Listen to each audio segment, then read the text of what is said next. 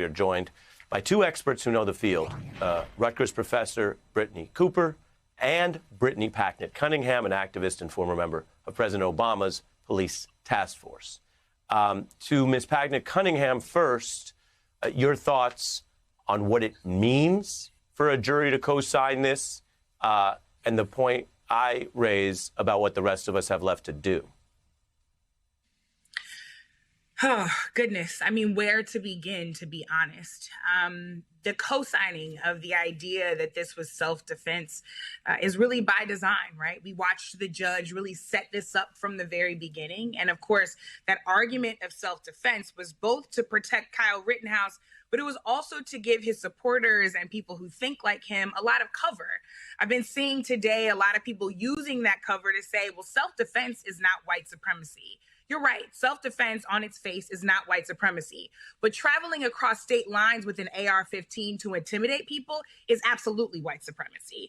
We know what this is. He traveled to a place where Black people and our allies were protesting for the dignity of Black life.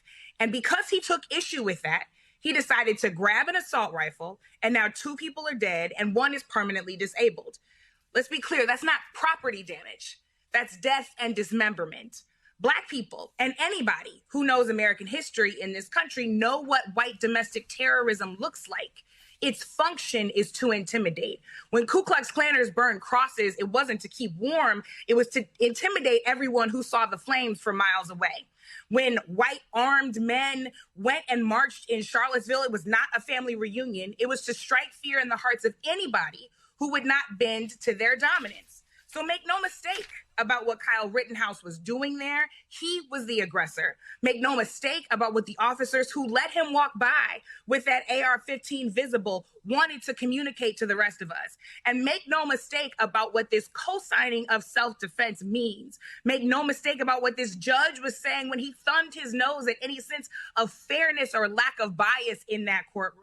This is about making sure that white supremacy maintains its cover to terrorize and intimidate the rest of us. Professor? The depths of my rage today are almost uncontainable. I don't know how much brazen hypocrisy we are supposed to take in the name of the law. We live in a country that said that slavery was legal, that said that lynching was legal, that said that segregation was legal. And today we are being asked to say that it is legal and to respect the rule of law because a white boy deputized himself and went out and terrorized people who were actually, using their constitutional right to protest. But there's another thing to say about this. This is also white America's reckoning with which version of whiteness is it going to choose? Is it going to choose to be in the legacy of the Confederacy that is about oppressing people? Or is it going to choose the whiteness that is in the legacy of the Union, which is about saying that there are principles greater than the idea that we get to subjugate people? And so when folks say this can't be about racism because the victims are white, no, there have always been white victims of white supremacy. White ally, Viola Liuzzo, right? Andrew Goodman, Cheney, Schwerner, and Goodman. Michael Cheney was a Black man, but the other 2 men were white. They were killed in the 1960s as allies against this white supremacist assault on Black life. And so this is a way to discipline white allies and to say that as the right and as the folks that they're allowing to deputize themselves in the streets brazenly flout anything that appears to look like justice, run amok,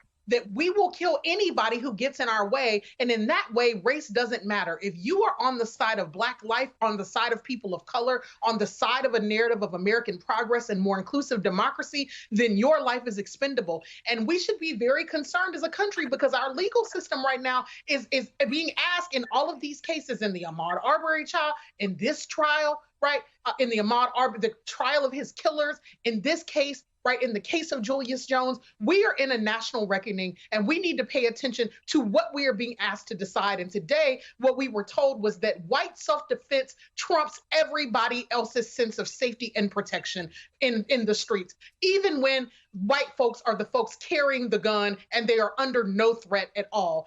As Kyle Rittenhouse admitted himself, he was not threatened. He didn't think there was a threat. He came there to intimidate, and he was allowed to do so. And let me say this last thing, Ari. And then all of us are treated to his sense of relief as the verdict is being read. And the rest of us get no relief, right? The rest of us tonight, our souls feel heavy. We're on, heightened alert about our own protection and safety. But the law says that white relief is the thing that we should take away from this. So he gets to go home and sleep in his bed tonight. And the rest of us get to think about whether it's safe for us to go out and exercise our right to peacefully protest. And the two people who lost their lives do not get to go rest. That's right. Yeah, go ahead, Ms. Packnett, Cunningham. Go ahead. I mean, I just think that what Dr. Cooper is saying is so critically important because all of us are being subjugated to the defense of white supremacy and Kyle Rittenhouse's feelings. We've talked about his tears ad nauseum. We will talk about the tears that he displayed today even more. Why? Because this country is much more concerned with the feelings of a white man who went out with an AR-15 than they are the rest of us who were meant to be intimidated, not only by that direct action, but by the people who continuously defend him, who fund him, and apparently Matt Gaetz, who may even want to hire him. So I think that the point that Dr. Cooper is making cannot be understated. And I will say, frankly, that I'm deeply disappointed in the commentary of the president today. For him to stand up in this moment, fail to read the room, and then say that the jury system works. My question is, Mr. President, for whom? There are mountains upon mountains of research that have shown us just how disproportionately Black, Indigenous, and other people of color are convicted in these courtrooms. How much more we are sent to death row. Hello, Julius Jones. How much more we are convicted of the same crime when white people are able to walk free. So this desire to prove American exceptionalism when the evidence is to the contrary is staring us right in the face. It is going to be the literal and moral death of us. It is going to also be a great challenge to the Democratic Party, because I will tell you what my text messages look like today. For all of those friends who had to be convinced to vote because they didn't necessarily believe in this system, and I understand why, they're saying, why did I show up? Why should I do this again? This desire to appease white parts of the population that haven't voted for the Democratic Party for decades at the expense of supporting and speaking to the pain of the Black folks who put you in office, it's frankly insulting and is going to do serious damage to the Democratic Party's political desires. And I don't mean to get political, but I do think that it's important that we recognize that the leader of that party said something today that was deeply insulting and added insult to the injury that Dr. Cooper so clearly spoke to. Yeah, I appreciate both of your points. And for viewers, I always underscore context.